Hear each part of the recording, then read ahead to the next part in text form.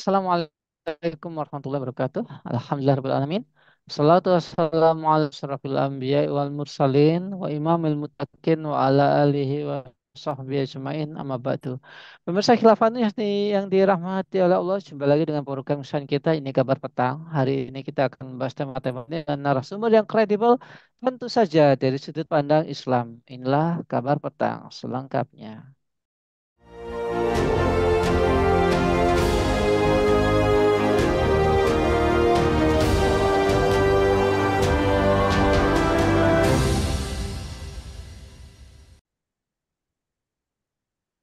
Pemirsa, tim pemenangan nasional Ganjar Pranowo Mahfud MD menyebut bahwa Presiden Jokowi telah menggunakan kekuasaan hingga batas yang tidak pernah terbayangkan presiden sebelumnya. Juru bicara TPN Ganjar Mahfud, Ciko Hakim, memulainya bicara soal dugaan pelanggaran yang terjadi dalam pemilu 2024. Kecurangan itu ditemukan secara langsung ataupun melalui media sosial. Apakah telah terjadi pelanggaran sistematis, terstruktur, dan masif pada pemilu 2024? Apakah kekuasaan dan pemilu demokrasi syarat pelanggaran dan kecurangan? Bagaimana kekuasaan dalam sistem politik Islam? Untuk membahasnya, kami terhubung dengan Kiai Laud Heru Ilyasa dari Forum Komunikasi Ulama Aswaja. Assalamualaikum Kiai. Waalaikumsalam warahmatullahi wabarakatuh. Baik, gimana kabarnya Kiai? Alhamdulillah sehat. Baik. Alhamdulillah Kiai. Ini ada ketidakpuasan sebagian warga dengan hasil hitung cepat pemilu dan semakin banyaknya laporan kecurangan dari para relawan dan warga masyarakat. Ini semakin situasi. Selain demonstrasi, usul demonstrasi mempertanyakan hasil pemilu mulai bergulir di beberapa kota, termasuk ibu kota Jakarta. Apakah ada desain berbagai upacara untuk berbagai upaya untuk mencurangi pemilu? Dan apakah kecurangan selalu ada dalam setiap pemilu, Kiai? Baik, kita eh, hanya menyaksikan dari berbagai tayangan, baik dari media televisi ataupun dari media sosial yang paling banyak itu memang kita melihat dan merasakan akan adanya upaya-upaya untuk eh, memenangkan kontestasi pemilu ini dengan cara-cara yang bertentangan dengan undang-undang ya, dengan aturan-aturan yang sudah ada ya. Dari mulai sebelum Pilpres itu sendiri, kemudian dari saat eh, pengambilan suara ataupun saat penghitungan kita merasakan dan berita tentang itu banyak sekali berseliweran hingga saat ini dan Al-Fakir meyakini bahwasannya memang eh, upaya-upaya untuk memenangkan pemilu dengan cara yang curang itu memang sudah didesain sedemikian rupa ya. Jadi para pakar IT sudah berbicara, kemudian yang ada di lapangan KPPS bagian juga sudah berbicara menyampaikan laporan-laporannya eh, dan kita masih melihat perkembangan ke depan eh, bagaimana kemudian rezim ini mempertanggungjawabkan eh, pemilu yang melibatkan energi masyarakat yang sedemikian besar dan yang, yang sedemikian besar kemudian cara-cara yang tidak atau cara-cara yang kotor, cara-cara yang menipu ya. Saya melihat ini sebagai sebuah uh, kenyataan pilpres yang kotor, lebih kotor daripada pemilu-pemilu yang sebelumnya. Baik, Kiai. Kalau kita lihat apa ya, sebelum pemilu ini kan kayaknya kesannya itu saling jegal menjegal demi sebuah kekuasaan.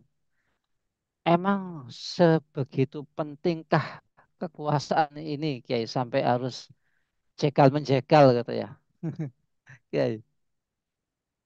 Iya, jadi sebenarnya keinginan untuk berkuasa itu ada pada setiap orang. Jadi ini merupakan dorongan dari dalam setiap orang. Ia adalah naluri, naluri untuk bisa mendapatkan posisi sosial, naluri untuk eh, dihormati, keinginan untuk dihormati. Ini merupakan pelampiasan daripada horizatul baqa. Ini sama dengan naluri-naluri yang lain yang dimiliki oleh manusia yang merupakan fitrah yang diberikan oleh Allah Subhanahu wa taala seperti naluri seksual ya. Setiap orang pasti mempunyai keinginan untuk meneruskan keturunan sehingga dia diberikan oleh Allah naluri satu naluri uh, melanjutkan keturunan ya. Dia ingin menikah, dia tertarik dengan lawan jenis. Uh, Demikian pula naluri untuk agar dia diakui, uh, dia menjadi penguasa itu adalah naluri Ghorizatul Baqa. Nah, sebenarnya ketika seseorang tidak memenuhi tuntutan naluri ini, dia tidak mengapa. Jadi tidak akan meninggal orang ini.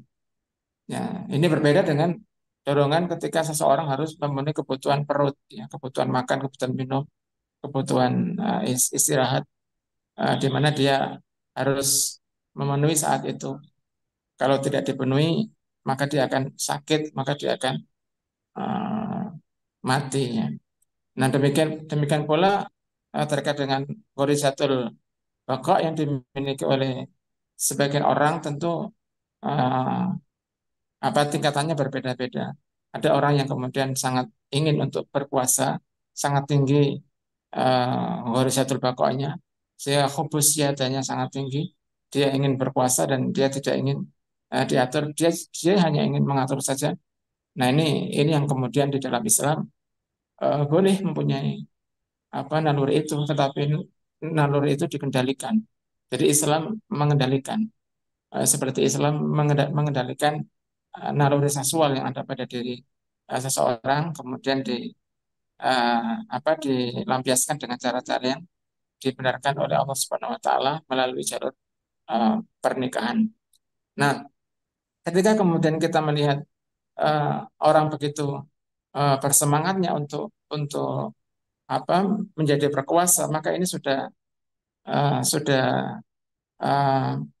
melampaui batas. Jadi dia sebenarnya kekuasaan itu adalah milik Allah Subhanahu wa taala dan dia eh, menjadi berkuasa itu tujuannya haruslah juga untuk ditujukan kepada taat kepada Allah Subhanahu wa taala. Kalau kemudian tujuan ketaatan itu bukan untuk eh, menjalankan perintah Allah Subhanahu wa taala, maka pasti kekuasaan itu hanyalah untuk meningkatkan kedudukan sosial dia. Dia ingin dihormati dan menguasai yang lain. Ketika kemudian naluri antara satu paslon dengan paslon yang lainnya, pendukung yang paslon yang satu dengan pendukung paslon yang lainnya ini kemudian tidak terkendalikan, maka yang terjadi adalah pertarungan yang tidak sehat. Masing-masing berupaya untuk menguasai yang lainnya. Di sini kemudian terjadi pertarungan, terjadi jegal menjegal ya, di mana kemudian dia sudah tidak lagi memperdulikan batas-batas hukum hukum Allah Subhanahu wa taala. Ya, Kiai. Sebenarnya dalam Islam apa sih fungsi kekuasaan itu? Iya, sebenarnya em, seseorang diberikan amanah berupa kekuasaan, dia em, sekaligus juga diberikan amanah untuk menggunakan kekuasaannya itu, ya, dimintai pertanggungjawaban oleh Allah Subhanahu wa taala nanti di akhirat. Kullukum ra'in wa kullukum mas'ulun an ra'iyati. Kalian itu adalah pemimpin dan kalian akan ditanyai terhadap siapa yang engkau engkau pimpin. Sehingga setiap uh, uh, keadaan yang dipimpin itu berat, susah, miskin, itu semuanya akan ditanya oleh Allah Subhanahu wa taala di akhirat kelak. Sayyidina Umar bin Khattab sangat takut ketika beliau menjadi seorang pemimpin, jadi seorang khalifah, kemudian ada jalan yang rusak, kemudian onta itu kemudian lewat di jalan itu dan onta itu pun kemudian menjadi terjatuh. Beliau takut nanti akan mempertanggungjawabkan hal itu di hadapan Allah Subhanahu wa taala. Nah, dengan binatang saja kemudian beliau sangat ketakutan nanti di akhirat akan bertanggung jawab, apalagi kemudian yang terzolimi itu adalah manusia, masyarakat yang ya sangat banyak dengan wilayah yang sangat luas. Jadi inilah yang seharusnya kemudian menjadi kesadaran dari para pemimpin itu, sehingga sesungguhnya kekuasaan itu akan menjadi kehinaan ketika mereka tidak mampu untuk eh, memikul tanggung jawab sebagai roin, sebagai penggembala. Ya. Seorang penggembala itu akan bertanggung jawab terhadap apa yang dia gembalakan. Kalau ada uh, kambing yang tidak makan, kambing yang kelaparan, kambing yang tidak sehat, yang salah adalah penggembalanya. Demikian pula kalau ada rakyat yang tidak bisa makan, rakyat yang tidak bisa dapat pendidikan, rakyat yang sakit dan seterusnya, itu semuanya akan ditanya oleh Allah Subhanahu Wa Taala di akhirat kelak. Jadi ini yang kita melihat uh, para pemimpin-pemimpin di negeri ini dari yang kemarin sampai dengan yang sebelum-sebelumnya itu uh, tidak terlihat maksimal di dalam memberikan riayah kepada masyarakatnya. Tentu ini akan dimintai tanggung jawab oleh Allah Subhanahu wa taala kelak. Ya, Kiai, saat ini kan ada yang mengatakan bahwa banyak pihak mengatakan bahwa saat ini negara ini sedang memperlakukan ideologi kapitalisme sekuler, ya. Islam dipisahkan dari sistem perpolitikan dan menolak penerapan syariat Islam. Apakah ini berbahaya? Lantas, kalau memang berbahaya, apa upaya umat Islam untuk mengembalikan lagi penerapan syariat Islam secara kafah, Kiai? Iya, jadi segala hal yang dipisahkan dari agama itu membahayakan diri. Kita secara pribadi mau lepas dari agama, maka kita akan tersesat. Kita sebagai keluarga juga ingin berlepas dari aturan agama, maka kita akan juga akan tersesat. Kalau kekuasaan ini kemudian dilepaskan dari agama, maka yang terjadi adalah kezaliman. Makanya kemudian jelas Allah Subhanahu wa taala memberikan uh, sebutan bagi mereka yang tidak menerapkan hukum Allah dalam kekuasaannya itu, dia adalah fasik, dia adalah zalim, bahkan dia adalah kafir. Ya, wamalam yahkum bima anzalallah fa'ala qaumul kafirun. Itu yang paling tegas. Nah, Allah juga menyebutnya sebagai fa'ula qaumul fasikun, fa'ula qaumul zalimun. Jadi dia akan menjadi orang yang zalim, dia akan menjadi orang yang fasik. Dia tidak akan bisa dikendalikan. Kalau kemudian kekuasaan itu tidak bisa dikendalikan, maka kekuasaan ini berbahaya. Kekuasaan ini akan membahayakan bagi rakyat yang uh, dia dia harus layani, ya. Karena tabiat kekuasaan itu mengatur. Kalau kemudian dia mengatur, lalu aturannya itu adalah aturan yang tidak yang bukan merupakan hukum-hukum Allah, aturan-aturan yang bukan petunjuk Allah, maka yang terjadi pasti adalah kezaliman. Maka kita siap-siap, ya, ke depan ketika kemudian sekularisasi ini terus menerus terjadi, maka kaum muslimin ini akan semakin lama akan semakin sulit untuk kemudian eh, apa beragama dengan kafah. Karena beragama ini tidak sekedar ritual, tapi juga secara politik, secara ekonomi, secara sosial ini kewajiban kita adalah harus sesuai dengan hukum Allah Subhanahu Wa Taala. Baik, ah sekarang Kiai, kalau kita bicara tentang sistem Islam, gensi khilafah ini, yang hari ini kita lihat eh, banyak jadi perbincangan dan dikriminalisasi. Ya. Ya, Bagaimana tadi pertanyaannya terputus? ya.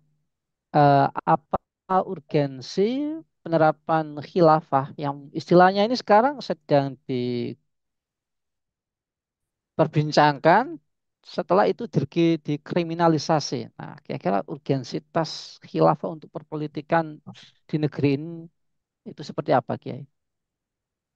Ya, jadi eh, sebenarnya dari diskusi kita yang paling awal ya tentang eh, kecurangan-kecurangan sampai kemudian eh, upaya-upaya untuk menghalang-halangi dakwah Islam, ditetapkannya undang-undang, itu adalah merupakan bentuk dari eh, bahaya eh, sekularisasi kekuasaan tadi.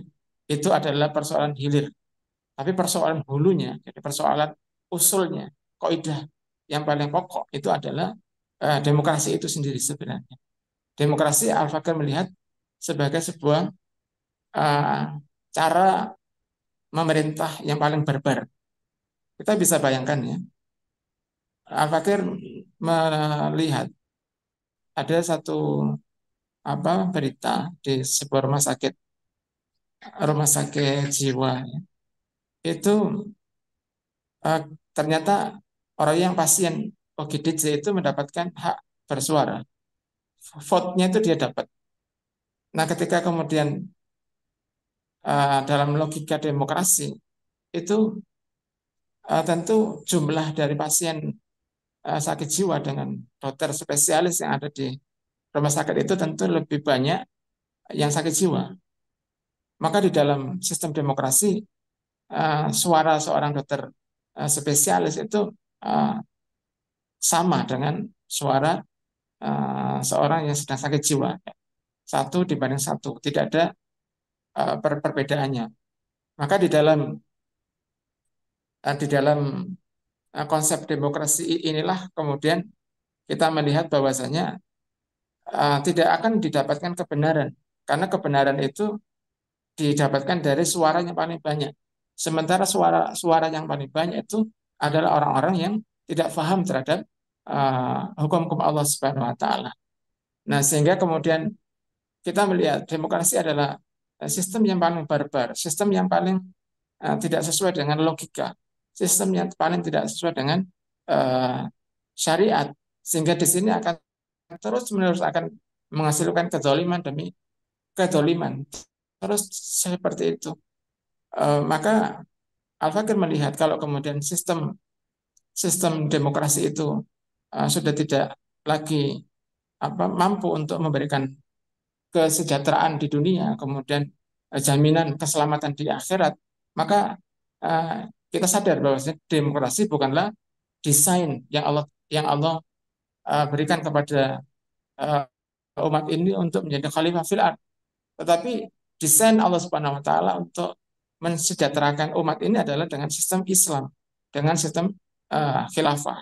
Sehingga momentum kita pada saat ini ketika kita kita melihat kecurangan-kecurangan pemilu itu adalah kecurangan-kecurangan demokrasi itu sendiri karena mereka mencuranginya itu dengan apa namanya dengan legal. Misalnya calon itu ada batasan umur. Kemudian dengan cara yang legal, kemudian umur itu kemudian diubah. Kemudian dengan cara yang legal ketika kemudian melalui proses ke Mahkamah Konstitusi, maka kemudian diputuskan boleh dengan cara yang legal pula, sehingga kemudian tidak akan pernah ada kejelasan standar di dalam sistem demokrasi ini karena terus berubah-ubah. Kenapa? Karena memang manusianya berubah-ubah, hawa nafsunya manusia berubah-ubah. Maka umat Islam di negeri ini, negeri yang terbesar di negeri kaum muslimin terbesar di dunia, Indonesia, maka ini sudah selayaknya sekarang ini kita melihat sebenarnya apa yang disediakan oleh Allah untuk mendesain uh, dunia ini. Ya, kita tidak hanya sekedar Indonesia, tapi dunia ini desain apa yang paling cocok untuk umat ini dan sesuai dengan keinginan Allah Subhanahu Wa Taala dan tidak ada yang lain. Itu adalah khilafah sebagaimana yang diyakini oleh kaum muslimin serta saat ini ataupun pada ulama-ulama pada masa yang lalu. Baik, terima kasih Kiai atas pemaparannya. Semoga ini bisa memberikan semangat baru bagi kita semua untuk kembali kepada penerapan syariat Islam secara kafah dalam bingkai khilafah begitu. Semoga Kiai Heru Ilyasa senantiasa dilindungi oleh Allah Subhanahu wa taala, keluarga beliau juga semoga menjadi keluarga yang sakinah Amin. mawaddah warahmah. Amin ya rabbal alamin. Baiklah pemirsa khilafah yang dirahmati oleh Allah, demikianlah program baru petang kita pada kesempatan sore hari ini. Jangan lupa untuk subscribe, like, komen, dan share sebanyak-banyaknya. Semoga menjadi kebaikan bagi kita di dunia maupun di akhirat nanti. Saya Nasihat undur diri. Sampai jumpa di lain kesempatan dan wassalamualaikum warahmatullahi wabarakatuh.